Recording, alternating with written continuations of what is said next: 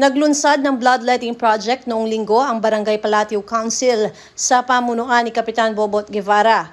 Katuwang nila dito ang Serving Hearts Foundation, Tau Gamma Phi at iba pang organisasyon.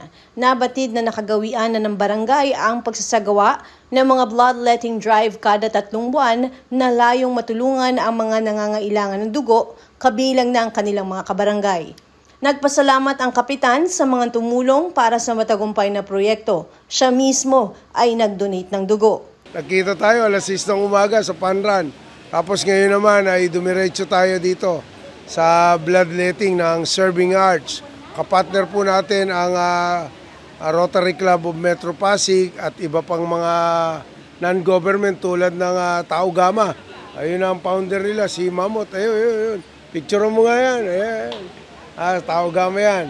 Tapos yung iba pang mga homeowners at siyempre iniimbitahan po natin ang mga taga-Palatio na magbigay po tayo ng dugo sapagkat napaka-importante po ito lalo sa nangangailangan. Ito yung bagay na napakahirap talagang hanapin. During the time na may sakit ang isang tao, talagang mamamalimos tayo ng dugo.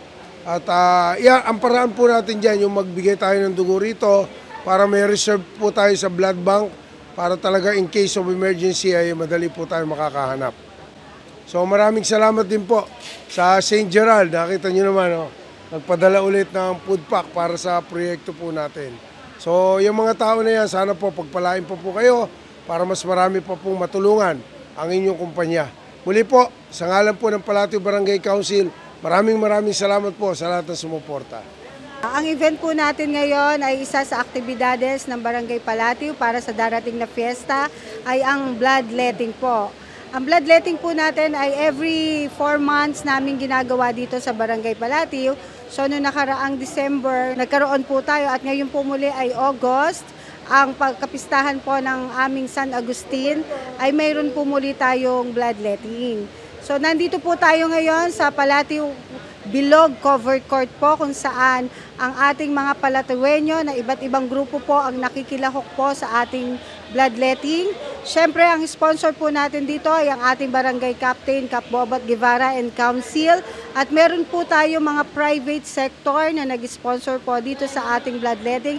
Andyan po ang ating Rotary Metro Pasig, ang Tau Gamma Phi ng Barangay Palatio po, ang Women's Brigade po ng ating barangay, at syempre ang ating isa ring sa NGO, ang St. Gerard Construction Foundation, kung saan sa pangunguna po ni Ate Sara at Kuya Curly po. Ayan po. Para po sa ating mga hero na nag-donate ng blood, ang inyong pong dugo ay napakahalaga dahil sa isang bag ng inyong dugo ay malaki po ang ating maitutulong sa mga pasyenteng nangangailangan at tiyak na masasagip po natin ang kanilang buhay.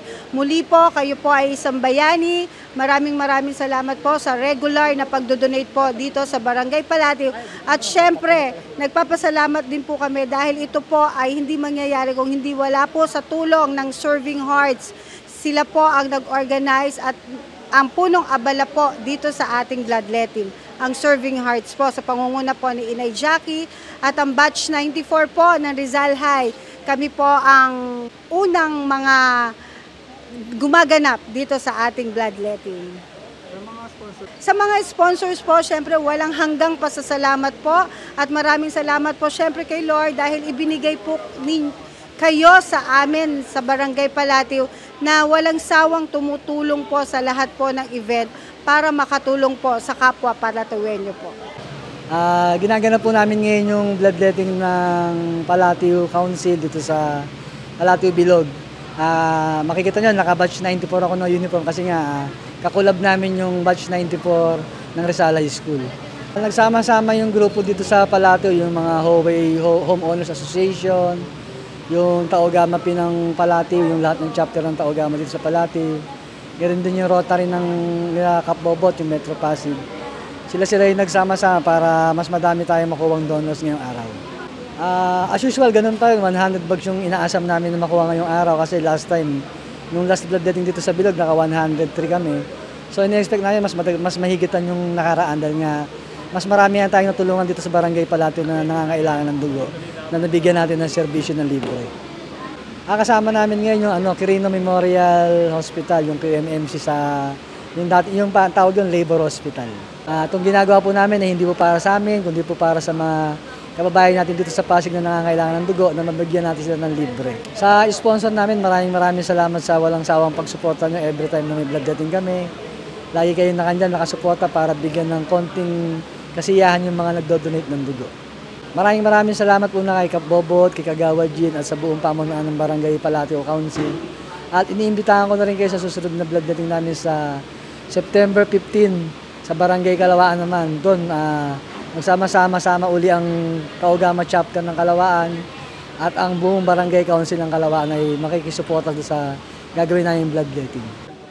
Oh yes, every 3 to 4 months naman ginagawa ng Serving Heart Talk, partnership with Barangay Palatio, then Quirino Memorial Medical Centers, Rizal High School, Batch 94, and then ang Palatio chapters, kasama po lagi yan. And then, meron po tayong katayap ngayon na isang chapters din, Villa Sanchez chapters. Patuloy lang tayong mag-donate.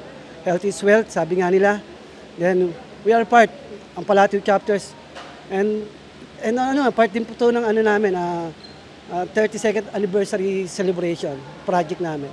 And nakakatuwa kasi lagi po tayong tinatayap nila Boss Jaguar, Kapitan Bobot, Kagawad Jean, sa mga ganitong event.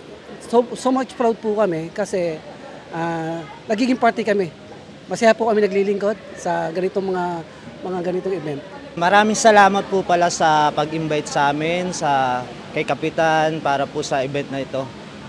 Malaking tulong po ang bloodletting na ito para sa lahat. Yung mga magpapakuha ng dugo, maraming salamat po sa mga donor na nagpunta. Yun lang po, maraming salamat sa araw na ito.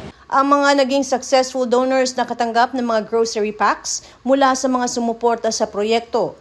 Hinikayat ng mga donors ang iba pang Pasigueño na makiisa sa mga bloodletting activities. Talagang ko na rin po to, tuwing every month talagang nagdo-donor po talaga ako dito kasi may dialysis patient po akong partner.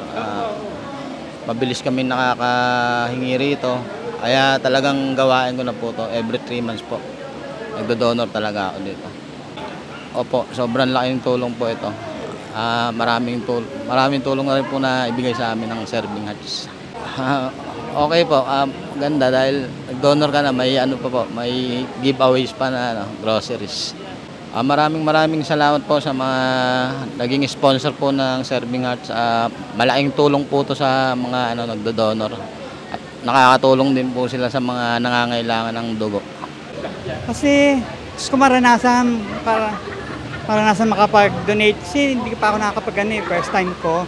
Saka iba yung feeling pag kahit pa paano may man lang ako bago mayroon man lang ako maitulong.